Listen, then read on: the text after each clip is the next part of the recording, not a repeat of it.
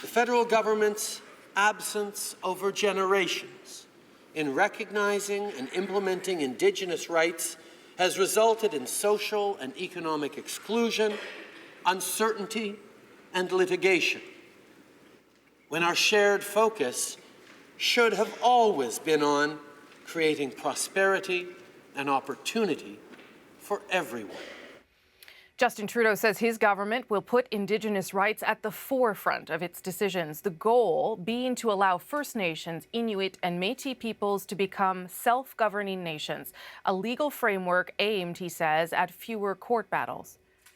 It will be worth it because we will have replaced apathy with action, ignorance with understanding, and conflict with respect.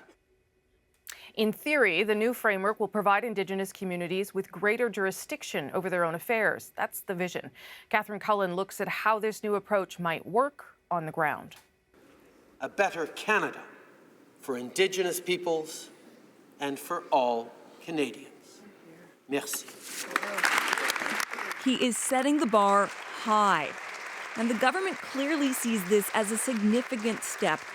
But what will acknowledging rights that already exist really change? We're hoping that there are a lot fewer court challenges. Officials say this won't give First Nations a veto on resource projects, but it should stop them from going to court just to prove they should have a say. I think what we're saying today is take it or leave it, see you in court is no longer there. That this is a new way that we recognize the rights. They don't have to claim them or prove them. Chief Isidore Day says this was a long time coming, but he says there is still a lot to work out, notably involving questions around natural resources. If we eventually see a situation where the provinces are going to have to open up the purse and include us into the fiscal framework within the provincial context, then certainly that's going to be quite lively. Okay, do I have 8 sections? Officials also hope this will make it easier for Indigenous communities to do things like take control of their own school and child welfare systems.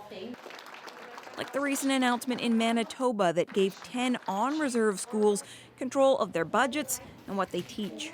This is about self-determination. This is about determining what your priorities are, what nations want to do. The idea, say officials, is this extra step of recognizing Indigenous rights with new laws will make it easier to set up those systems. There is optimism, but also caution. And this is going to be the devil in the details, and this is where it's going to take some time to get it right. I'm just excited about the opportunity to get down that road and get it done right. Trudeau's political opponents warn he's raised hopes. Now he needs to deliver. Catherine Cullen, CBC News, Ottawa. Today's announcement builds on some of the recommendations of the Royal Commission on Aboriginal Peoples, a report that dates back to the 1990s. George Erasmus was the co-chair of that commission, and he joins me from Toronto. So, Mr. Erasmus, for Canadians, broadly speaking, what would today's announcement, what will it mean practically? Well, it really depends what's going to be involved, because he didn't give a lot of detail, but the detail he did give talks about legislation, which is good, rather than just policy. The reality is, it really depends how far they want to go. Self-government, obviously, there's a tremendous amount of detail that has to go into this. I honestly don't know how it's possible that the Prime Minister thinks he's going to get this done, this year. When you made these recommendations 21 years ago, because a lot of what was taken today is what you did you actually think that would happen? Did you think that the political will was there at the time, or did you think it was sort of a pipe dream? We were positive. We thought it was a good thing to do, but obviously, even though the will of Canadians has always been there to do the right thing, we've really never had a government up to now that has been able to live up to the expectations that Canadians have always wanted. We were not being held back because Canadians haven't supported us. We've only been held back because we have never been able to elect a government in Ottawa that's prepared to do the right thing. And, I hear good things now. I'm yet to be convinced that this is real, because this is a really big, ambitious program that he's proposing, and I really need to see the details before I'm convinced it can be done. But I'm certainly not convinced it can be done this year.